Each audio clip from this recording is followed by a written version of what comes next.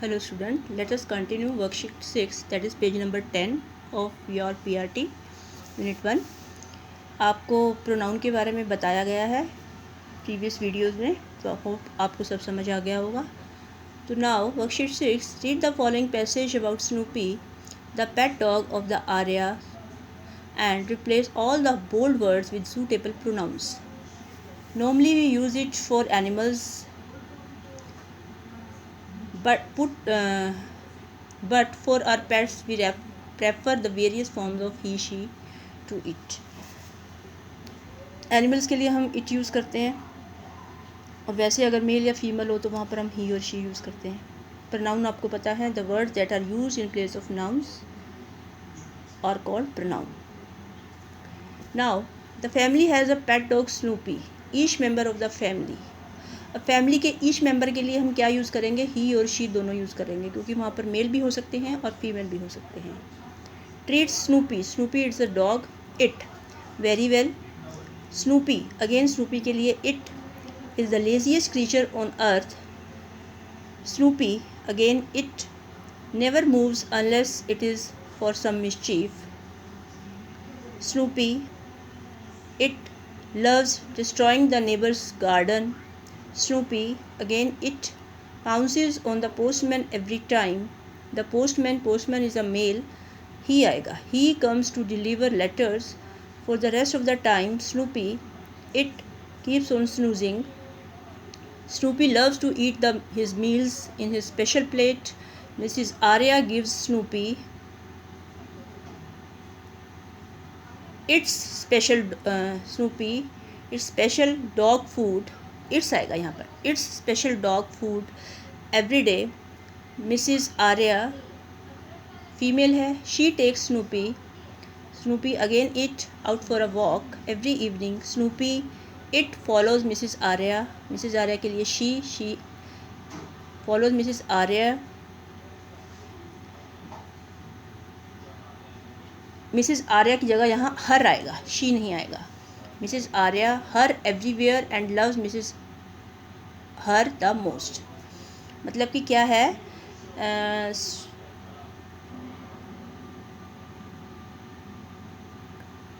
Snoopy को walk के लिए लेके जाते हैं. जो स्नूपी है वो मिसिज आर्या को फॉलो करता है और मिसिज आर्या उसे बहुत प्यार करती है. Now next page number 11. यहाँ पर हम रिफ्लेक्सिव प्रोनाउन यूज़ करेंगे. रिफ्लेक्सिव प्रोनाउन या एम्फेसिस प्रोनाउन आपको बताया था, जिसमें himself, herself, itself, themself, yourself, ये सब यूज़ होता है. Mrs Arya, Nikki what are you doing. Nikki, I am chopping vegetables. मैं सब्जियाँ काट रही हूँ. Mrs Arya, who taught you to chop vegetables. तुम्हें किसने सिखाया सब्जियाँ काटना. निकी, no one mother, I learnt it myself. I के साथ क्या आएगा, माई सेल्फ. यहाँ हम रिफ्लेक्सिव और एम्फेसिस प्रोनाउन यूज़ कर रहे हैं. Mrs Arya, be careful dear और else you will hurt yourself. You के साथ yourself. YOURSELF. Nikki, don't worry mother, I won't injure myself. Again I के साथ आएगा myself. Mrs Arya, by the way have you bought New Year card for your friends.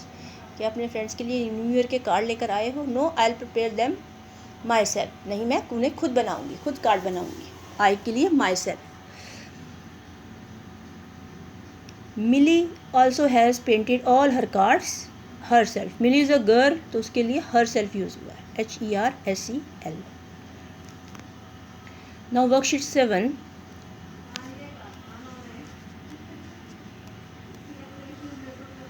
The Ved family are Mr Arya's neighbours.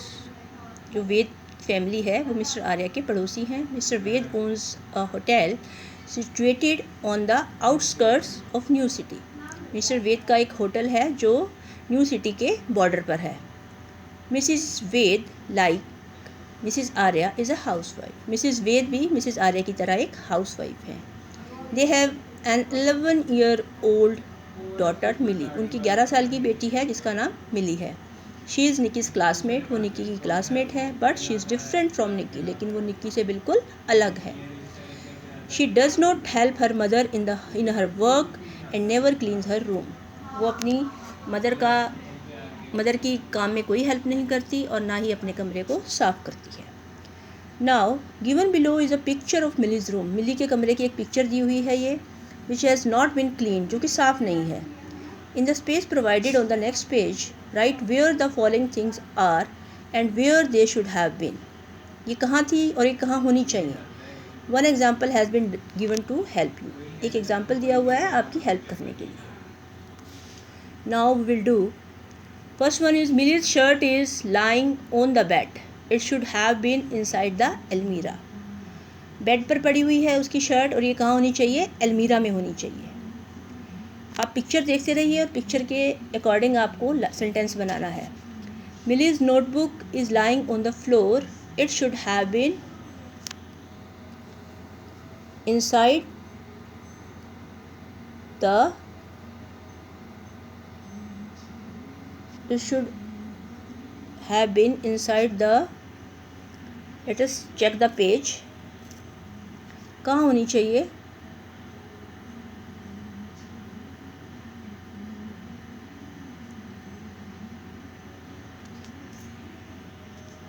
Millie's notebook is lying on the floor, it should have been on the table, ये कहाँ होनी चाहिए, table पर होनी चाहिए या shelf पर होनी चाहिए, SHELF, शेल्फ पर होनी चाहिए।